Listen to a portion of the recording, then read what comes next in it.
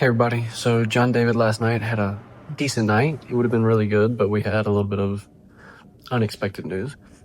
And so through the night, he pretty much slept through the most part of it. They got sedation pretty well, so he was sleeping, and then about 3 a.m., they came and said that he had a brain bleed, or at the very least there was fluid there. It was subdural hematoma, so hematoma means brain bleed. And so looking back, they reviewed some of the other ultrasounds from before, and it looks like it was there at the beginning of July. There were two ultrasounds, one at the beginning of July, one in the middle of July, and the one last night. And the one last night is the one where they saw, and the radiologist said that there was a brain bleed. However, on the other two, there was also fluid there. And so then they decided today to do CT scans. They did 2 CT scans 6 hours apart to see if it was an active bleed. It was the same size, so not an active bleed. However, the other news that we got last night when they ultrasounded, because they ultrasounded all of his main arteries and veins going through his limbs and also his brain, was that he has a clot in his right leg, which is where they did the catheter yesterday. Now, it is a tiny clot. However, they had started on therapeutic heparin, which is a blood thinner to help get rid of the clot. And they had to stop that because of the brain bleed they found. So we're waiting for neurology. Excuse me. We're waiting on neurology to let us know when they will be able to start the heparin back for his leg. However, the good news is that the clot in his leg is tiny and his body, in theory, can take care of it on its own. They just don't want it to become something that is permanent and then limits them from being able to use that exact artery again when they need to do future caths, because one of the things that will happen throughout Jon David's life is he will have caths. Like, he will have routine catheterizations to go in and check and make sure everything's all right.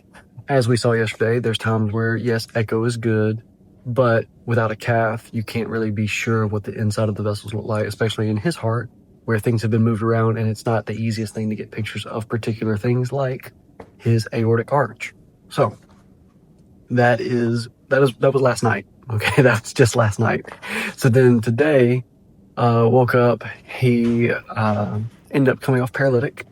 So since he's been off paralytic, he's actually only needed 2 boluses, meaning 2 additional doses of sedation. Other than that, his continuous drips have been doing their job. That is a drastic difference from the 33 boluses that he had in 24 hours time prior to that. So when he's off of paralytic, he needs a lot less sedation, mainly because he's kind of like his parents, and he is like anxious and a control person, and like he wants to open up his eyes and see what's going on when he hears stuff.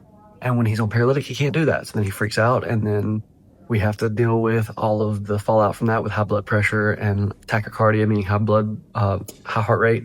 And so, yeah. So now that he's not paralyzed anymore, he's a much happier kid. And so one of the things that they're going to have to do tomorrow is take him down for what is called a CTA, which is a specific type of CT scan where they put contrast in. It's actually one of the things that they did in the cath lab yesterday, but they won't go in through his veins. They'll just they'll inject the contrast and then be able to see it with the machine. And so the machine will kind of show if that aortic arch is staying open. Now, all of the evidence right now is pointing that it is. His heart rate is lower, his blood pressures are healthy, and he seems to be in a better spot. His lungs are clearing up. So all the things are pointing to that it is still open, but they're going to confirm it with a CTA tomorrow.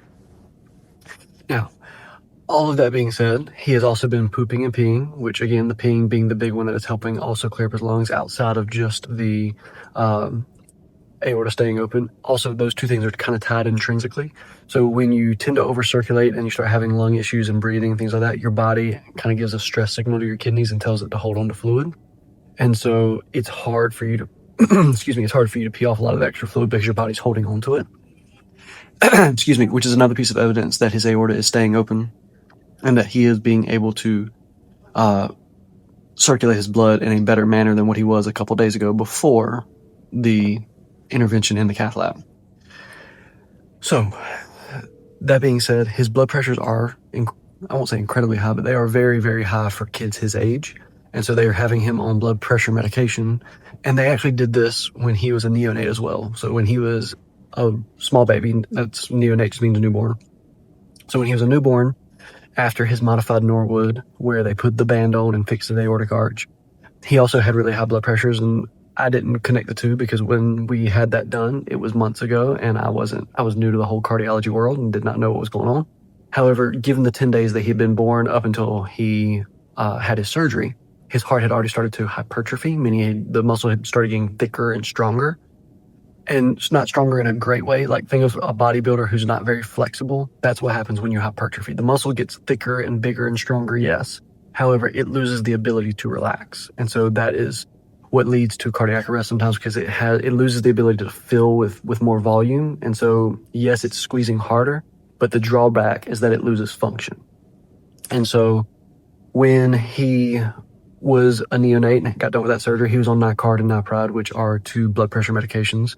And we didn't know any better. They were just, oh yeah, we're just controlling his blood pressure and like things like that.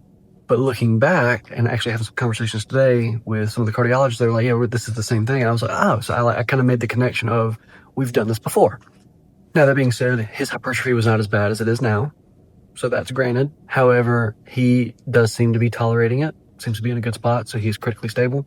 We were able to wean his vent settings today, which is another sign that his lungs are clearing up and that his lungs are getting stronger and that, again, the aorta is still open. And so, all in all, today was a pretty good day. Seems to be moving in the right direction. And Hunter had a very good day. He spent the day with me and Papa, and had fun. And then Mallory and I spent the day up here just, again, dealing with CT test and in and out of the room, because when they were doing the CT test, we had to leave and just kind of back and forth. So it was a busy day, but all in all, a good day. So we were hoping that tomorrow will also be a good one. We get some answers from the CTA, and then they're also going to do another CT scan on his head, since he'll be there already and they can use the same machine. And so they will do that and kind of find out some more answers about the head. But right now, that is not the main priority. It's the heart, which is crazy. Like, a year ago, if you had told me that any of my children have a brain bleed, like a stroke or a brain bleed or anything along those lines, that would be like number 1 priority, right? And like now, we found out about that today, and we're kind of looking at it, and it's like number 12 priority. Like it doesn't even break our top 10 anymore, which is crazy. Like, that's absolutely insane. However, given our journey and the complications that we've had, it is absolutely true that it doesn't even break top 10. And right now, it is not even the most significant issue we've got going on because of the hypertrophy in his heart and things of that nature. So we are there. The good news is that he has been awake both last week off the paralytic and seemed to be neurologically fine. And he's been awake today, as you'll see here in a little clip in a minute. And he seems to be neurologically fine. He's still working through the VEC in the video. So if you're like, he's kind of sluggish or anything like that, he's heavily sedated, and he still has not worked the vecuronium, the paralytic, completely out of his system yet. That will take several more hours. He's been off about 12 hours now, usually 12 to 24 hours before it kind of completely clears and gets out. But he has started to move. He is awake. And so, again, all in all, good day. If y'all would pray for these 2 things. 1, that his CTA will go to well tomorrow, and we'll get confirmation that his aortic arch is still open, that the intervention has been successful and that it's holding. That his heart and lungs and kidneys continue to improve, as well as that with the CT scan for his head, that it shows that the bleed has not worsened. And then pray for all the kiddos and families up here and around the world who are battling CHD, because, again, this is not an easy fight for anybody, and all of these kids and their families could use your prayers. But that's all I got for tonight. Hope y'all continue to choose hope daily. Y'all have a good night. God bless. We'll see you tomorrow.